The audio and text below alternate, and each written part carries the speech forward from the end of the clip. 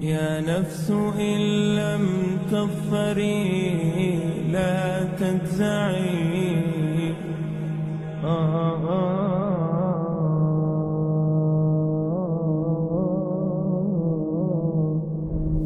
A man by the name of Michael J. Hart, he said, and who was Michael Hart? Michael Hart was a contemporary historian and mathematician, and he gathered other historians and biographers together. And they said, let us compile a list of the 100 most profound human beings in history.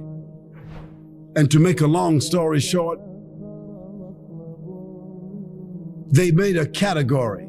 They set up 32 different categories by which to compare and produce these 100 most great, profound human beings. And let me tell you what Michael J. Hart said. He said that Muhammad sallallahu alaihi wasallam, he placed him at the head of his list. And those with him could not dispute it because categorically he earned that position. And Michael J. Hart said, I would have liked to choose Jesus Christ because I'm a Christian. But there were several categories that honestly, I could not choose him because Jesus Christ was not a father. Muhammad, he was. Jesus Christ was not a husband. Muhammad, he was. Jesus Christ was not a statesman. Muhammad, he was. Jesus Christ was not a warrior. Muhammad, he was. And Jesus Christ was not a ruler. Muhammad, he was. And so Michael J. Hart and his other collaborators, they said, the greatest human being that has impacted history and all annals of documented history, it had to be Muhammad sallallahu alaihi wasallam. And that statement you will find it in the archives of the Time magazine, of the New York Times, the magazine they put out. It's in their archives. You can read it. And in some of the bookstores here in Australia, other places, or you can go on the website and put in Michael Hart and you will get a website. Put it into Google and you'll get it and you'll see the evidence there. But let me read to you what some others have said about Muhammad, the man, and his message. George Bernard Shaw said, if a man like Muhammad sallallahu alaihi wasallam were to assume the dictatorship and rulership of the modern world, he would succeed in solving its problems that would bring it much needed peace and happiness. Michael J. Hart said, my choice is Muhammad. To lead the list of the world's most influential persons may surprise some readers and may be questioned by others, but he was the only man in history who was supremely successful on both the religious and secular levels. And Cassel's Weekly said, in little more than a year, he was actually the spiritual, nominal, and temporal ruler of Medina, with his hands on the lever that was to shake the world. Billions of Muslims all over the world throughout the last 1400 years have accepted the religious teachings of Muhammad sallallahu alaihi wasallam. And illiterate, often brought up in the harsh desert climate of Arabia, transformed a backward society into a great civilization.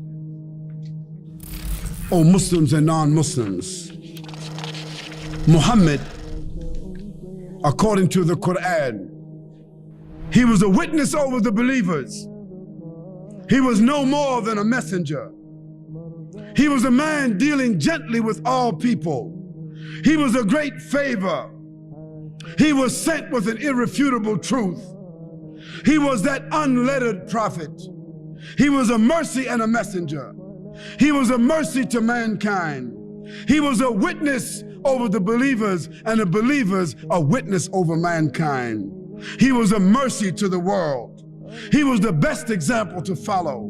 He was the last prophet of mankind. He was sent to all the mankind and the jinn. He was victorious over all systems, and he was created on an exalted standard. O Muslims and non-Muslims, there's not a person in the whole of history that can compare with Muhammad sallallahu alaihi wasallam.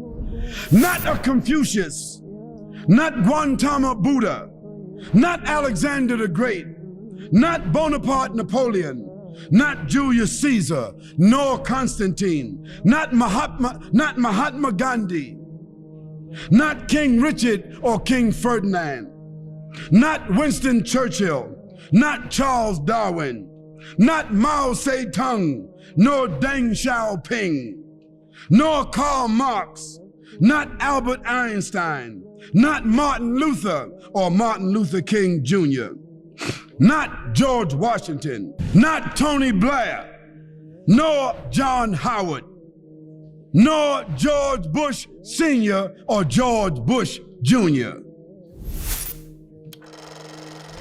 Not you, not me, not our parents, nor our grandparents, nor any of our ancestors can match this man Muhammad sallallahu alaihi wasallam. To the non-Muslims, I say to you, go home and read about Muhammad sallallahu alaihi wasallam tonight, if you dare. If you're not afraid of change. Because if you read about Muhammad sallallahu alaihi wasallam with an open heart and an open mind, there's a chance that love for this man and respect for this man will come into your life, come into your heart, come into your mind, come into your family and your home, and you also may want to be a follower of Muhammad sallallahu alaihi wasallam. And if you should choose to do so, you will never elevate his name. You will never increase any blessings to his ummah, but you will benefit your own selves. And so we invite you to embrace, to understand, to respect that man Muhammad sallallahu alaihi wasallam and his message.